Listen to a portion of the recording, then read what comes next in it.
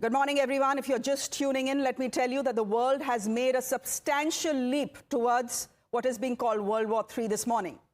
The US has officially now entered the Israel-Iran conflict with precision strikes against 3 nuclear sites that are buried deep inside the Rocky Mountains of Iran.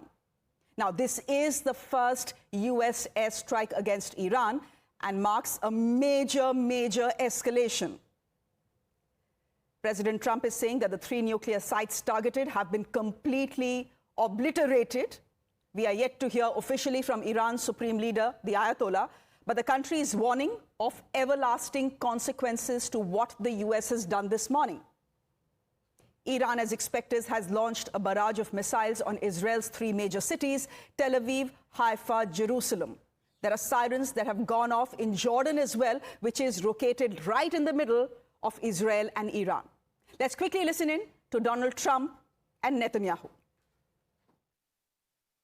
A short time ago, the U.S. military carried out massive precision strikes on the 3 key nuclear facilities in the Iranian regime: Fordow, Natanz, and Esfahan.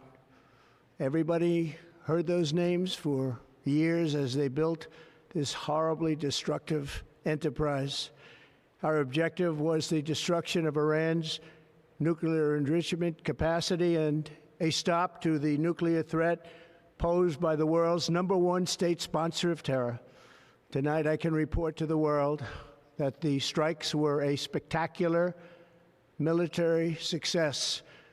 Iran's key nuclear enrichment facilities have been completely and totally obliterated. Iran, the bully of the Middle East, must now make peace. If they do not, future attacks will be far greater and a lot easier. For 40 years, Iran has been saying death to America, death to Israel. They have been killing our people, blowing off their arms, blowing off their legs with roadside bombs. That was their specialty. We lost over 1,000 people, and hundreds of thousands throughout the Middle East and around the world have died as a direct result of their hate. In particular, so many were killed by their general, Qasem Soleimani. I decided a long time ago that I would not let this happen. It will not continue. I want to thank and congratulate Prime Minister Bibi Netanyahu. We worked as a team like perhaps no team has ever worked before. And we've gone a long way to erasing this horrible threat to Israel. I want to thank the Israeli military for the wonderful job they've done. And most importantly, I want to congratulate the great American patriots who flew those magnificent machines tonight, and all of the United States military on an operation the likes of which the world has not seen in many decades. Hopefully, we will no longer need their services in this capacity. I hope that's so. I also want to congratulate the chairman of the Joint Chiefs of Staff, General Dan Raisin-Kane, spectacular general, and all of the brilliant military minds involved in this attack. With all of that being said, this cannot continue. There will be either peace or there will be tragedy for Iran far greater than we have witnessed over the last 8 days. Remember, there are many targets left. Tonight's was the most difficult of them all, by far, and perhaps the most lethal. But if peace does not come quickly, we will go after those other targets with precision, speed, and skill. Most of them can be taken out in a matter of minutes. There's no military in the world that could have done what we did tonight, not even close. There has never been a military that could do what took place just a little while ago. Tomorrow, General Kane, Secretary of Defense, Pete Hegseth will have a press conference at 8 a.m. at the Pentagon. And I want to just thank everybody, and in particular, God. I want to just say, we love you, God, and we love our great military. Protect them. God bless the Middle East. God bless Israel, and God bless America. Thank you very much. אזרחי ישראל היקרים, אחיי ואחיותיי, ממבצע עם כלביא, אנחנו השגנו יחד הישגים חסרי תקדים בתולדות ישראל. אתם זוכרים שמתחילת המבצע אני הבטחתי לכם שמתקני הגרעין של איראן יושמדו בדרך זו או אחרת. ההבטחה הזו קוימה. לפני זמן קצר, בתיאום מלא ביני לבין הנשיא טראמפ, ובתיאום מבצעי מלא בין צה"ל וצבא ארצות הברית, ארצות הברית תקפה את 3 מתקני הגרעין של איראן, פורדו, נתנז ואספהאן. בכך המשיכה ארצות הברית ביתר שאת ובעוצמה כבירה את התקיפות של צה"ל והמוסד על תוכנית הגרעין של איראן. התוכנית הזו אימה על עצם קיומנו, והיא גם סיכנה את שלום העולם כולו. מיד לאחר השלמת הפעולה, הנשיא טראמפ צלצל אליי.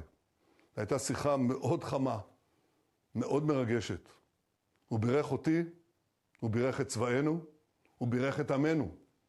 ואני בירכתי אותו, את טייסי ארצות הברית ואת העם האמריקני. הנשיא טראמפ מנהיג בעוז את העולם החופשי. הוא ידיד ענק של ישראל, ידיד שלא היה כמותו. בשמי ובשם כל אזרחי ישראל, בשם העם היהודי כולו, אני מודה לו מעומק ליבי, ואני יודע, אזרחי ישראל, שאני מדבר מעומק הלב של כל אחד ואחת מכם. אנחנו עומדים יחד, אנחנו נלחמים יחד, ובעזרת השם אנחנו מנצחים יחד. כלשון פרשת השבוע, עלה נעלה, כי יכול נוכל להם. It's a morning of quick updates. This is coming from Israel. The IDF Home Front Command is saying that civilians can now leave shelters following Iran's ballistic missile attack this morning. Now, at least 27 missiles we know have been launched in the attack in 2 parts, in 2 waves, with impacts felt in Haifa and in central Israel. Now, the first barrage included 22 missiles, and the second was made up of 5, according to IDF assessments. Let me go straight across to my colleague Priyank, who is joining us from Israel. Priyank, what is the latest you have? What we are hearing from Israel is that they have given a go-ahead for civilians to leave shelters. Does that mean that things have calmed down, that Iran's barrage of missiles against Israel has stopped for the moment? Yes, for the moment the missiles have stopped. It has become a day-to-day routine life for people here in Israel to follow the instructions, move to a safer location whenever these kind of missiles enter in the airspace of Israel, and later on, after a few minutes, once the alarm stops ringing, they move back to their normal lifestyle. And that is what is once again being seen. We know it for the fact that the manner in which this attack has happened on the Iranian nuclear bases. It was quite possible that the Iranians will once again attempt to carry out this kind of strike. There have been cities like Haifa, Jerusalem and Tel Aviv, which are supposed to be hit by these barrage of missiles which came out 2,000 kilometers away from Iran. It is not an easy task for any forces to keep on bombarding a location, that too with a length of 2,000 approximately kilometers, that too crossing Jordan and other friendly countries which are there with Israel. So as of now, after the first set of the missiles, there's no alarm which is sound which is being heard here in Tel Aviv. What we know that Haifa, which is 150 to 160 kilometers away from here, there has been some sort of damage in the civilian area. That too in Tel Aviv, one location was supposed to be hit. We are yet to get the confirmation on that. And similar kind of reports are also coming out from Jerusalem, where the pictures are showing that it was residential small houses. Because we have to understand, the IDF is now changing the GPS coordinates. Like if I'm setting my location from here, the GPS coordinate will show that location. And the Iranians are trying to target the government installation, which they managed to do it in Haifa, where the Haifa port was certainly safe, but they managed to hit one of the locations, which was a government building. Now, in these locations, multiple times what is happening, since these ballistic missiles are unstoppable for the Israeli forces, they are changing the GPS coordinates so that the important installation should not be hit.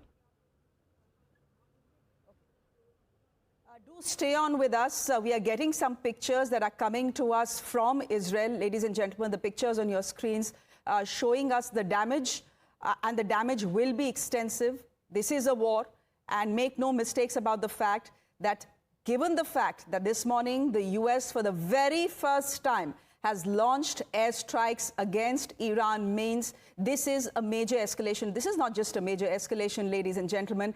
This actually is a momentous moment, as many analysts are calling it, but also a big gamble. Why is it a big